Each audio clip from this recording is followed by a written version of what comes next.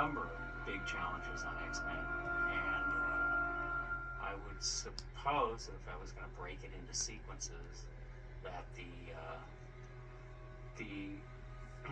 X-Jet flight, the dogfight that ensues, is quite a challenge.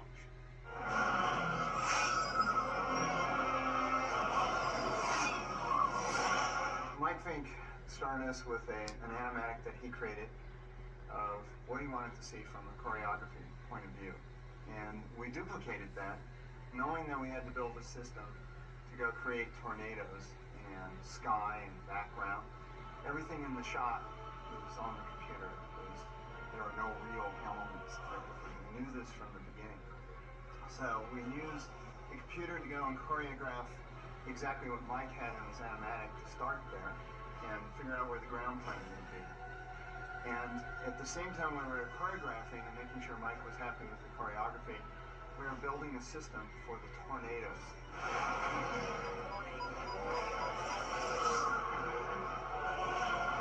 On X-Men, I was the lead setup TD for the tornado sequence.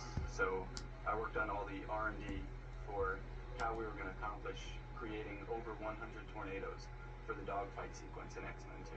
I think we have probably more twisters in the first 2 or 3 cuts of this chase sequence than they have in the entire movie, Twisters. It's all fiction, and so when you have something like that, you have to make sure you have knobs so that the director or Mike Fink or even myself can play. And that's what we did as we built these things.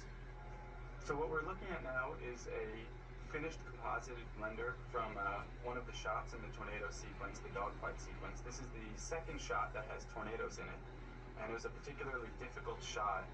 It has 9 tornadoes, and they're growing out of cloud deck. So what we have is 9 tornadoes that have all been created with volumetrics and particle systems. We also have a cloud deck which we had to merge into seamlessly. So this is the final composite of our image, but where we start is way back in animation. As the effects team, what we get is, we get a file with a camera move along with tornadoes that have been created by our animation department. So we take this information and we go ahead and build a particle system around this, and then take that and put it through a volumetric render or jig to get the final results. What we did is, we created a system that would really allow us to quickly build a tornado that would match the wireframe that came from animation.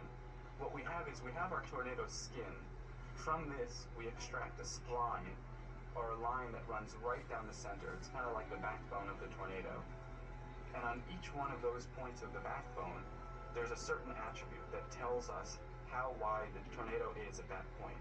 So on each point, we know what the radius is of the tornado. And this is one of the ways we maintain the shape. And then what we do is, we use an orbit method, and we have these particles spin around their point on the backbone at a set radius and a set speed. We have a number of controls available to us also. So we have control, of course, over the speed of how fast they orbit. We can modify the radius of the orbit at any time.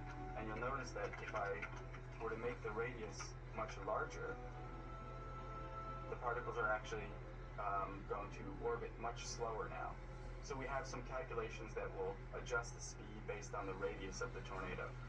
Once we've created our particle system and brought it back into copy geometry over, what we're going to do is, we're going to take this geometry and put it through the process of rendering. This is where we apply surface properties and apply lighting to get the finished image. So here, this doesn't look very much like a tornado, but after the rendering process, what we end up with is these nice volumetric, soft tornadoes that really feel like they have a lot of mass to them. So what we do in this process is, we have currently these spheres, or these balls, copied to each particle. When we render this, each one of these turns into a volume, and the easiest way to think of that is, think of them as a little ball of fog, or a little pocket of fog. And layered on top, with such depth, it really becomes almost a surface of material, and this is how we represent our tornadoes in the final render. So the rendering process is really the key. This is where we drive our look. This is where we control kind of the quality of these tornadoes. So the motion is the base, and that's really what kind of controls the feeling of how these tornadoes are integrated and moving in the scene. But the rendering process is what really allows us to tie these in and make them feel like they're in that scene with the jet, with the sky, and with the ground. So really our goal with the tornado setup was to create something that would allow the artists to really spend time with the quality, with the look of the tornadoes, paying attention to how thick the mist is, and also how dark we get in the shadow area, and how this tornado plays with the light of a sunset.